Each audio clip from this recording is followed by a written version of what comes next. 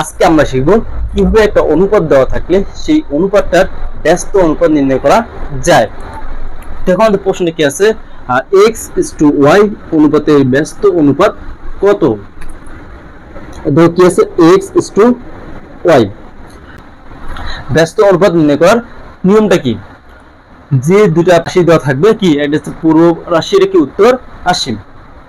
তো প্রথম কাজ কি আমাদের লিখতে হবে কি, উত্তর রাশি সামনে এবং কি পূর্ব রাশি পরে, মানে চেঞ্জ করে দিতে হবে। সর্বশেষে আমরা বলতে পারি কি, প্রথম যে মানটা থাকে সে মানটা পরে লিখবো, আর দ্বিতীয় যে মানটা থাকে সে মানটা কি আমরা সামনে লিখবো। তো দেখো প্রথম কি আছে x, তারপর কি আছে y, তো পরে কি আছে y, উত্তর রাশি থেকে y আমরা প্রথমে লিখবো। তারপর কি আছে x2, তারপর কি আছে প্রথমে x, x2 কে আমরা পরে লিখবো।